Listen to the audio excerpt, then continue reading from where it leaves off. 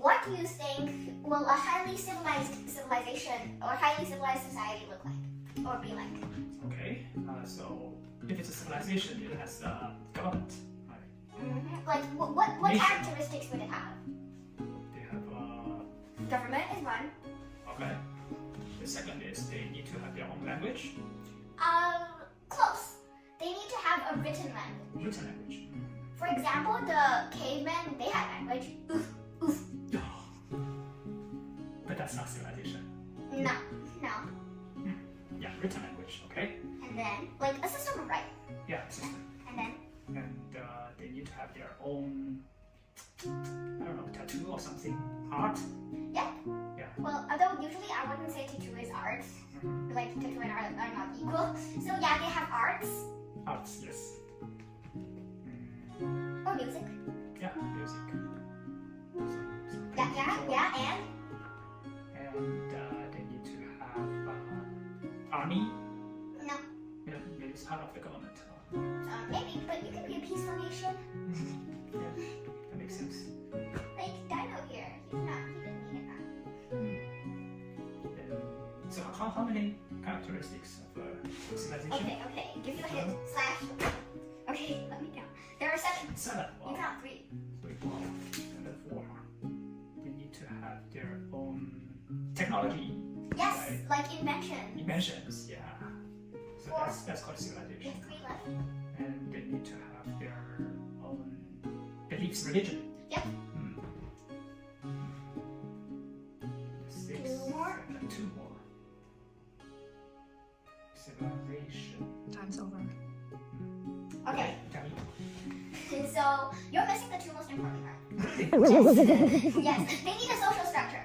Oh, social structure. It's related to the government, right? Yeah, I thought it's part of the government, but it's social structure, yeah. Well, like lower class are government. But government is related to the social. Including law and order. And then the most important characteristic of civilization is they have to have food.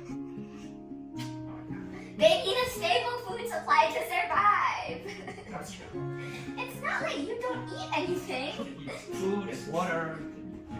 Yeah, so it's a stable food supply. So like their source of irrigation, their agriculture, growing crops, that's all included in stable food supply.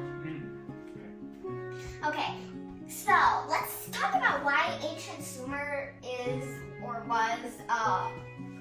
was let's say civilization or civilized society. So first of all, they had a stable food supply. Yeah. And do you know 2 most important ways they achieved this stable food supply? Irrigation system. Hint, they did not hint. They were farmers that they have already developed agriculture, so they are not hunter-gatherers. I think one is the irrigation system. Yep. And So the complex irrigation systems, yeah. well, they built canals and reservoirs and dams to The levers. Right? levee, Levees. L-E-V-E, Okay. levees to control the river's flooding. So that helps Sumerian farms to regularly water their crops. Okay. And then, Then they also have some tools yep, exactly. to help them to, Think about one very important invention that we still use today to help farm. still use today. Tractors. No. No way. Plow. They invented Plow. Yes. The Sumerians invented the plow. So back in old times when they haven't invented the plow, farmers used animal horns and had to do this to prepare the soil. With the plow, they can just drag it or let the oxen pull it. So they The also have Sumerians ox. invented the plow first. They have ox. Okay. So that leads to a stable food supply. Yeah. Oh, you know what? There were also Sumerian artifacts found. There was a seal with an ox pulling a plow that showed they did that. And then there was golden cups and plates for banquets in the upper class. And there was even a clay tablet with the written language of Sumer, the cuneiform, that records the government paying barley, wheat, and grains to the workers that helped to build the temple. So they must have a stable food supply to do that. Right. Yeah.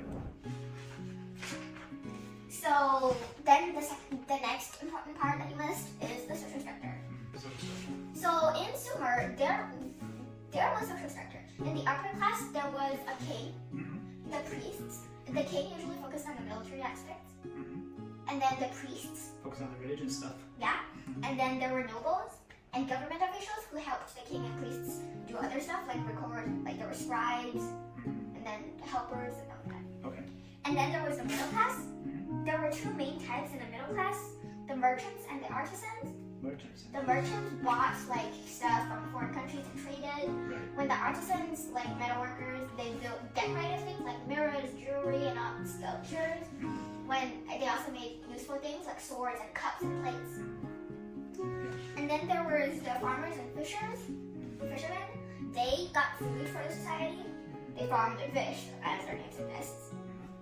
And then there was the bottom class. Some societies didn't have the bottom class.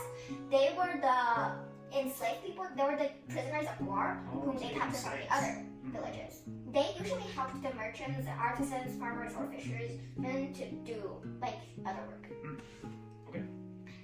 Oh, there was a seal found in Sumer that was the king, that showed the king sitting on a giant throne, himself really big, and then a lot of tiny people, and then there were some tinier. So that really showed the social structure. The king is the biggest one. Yeah.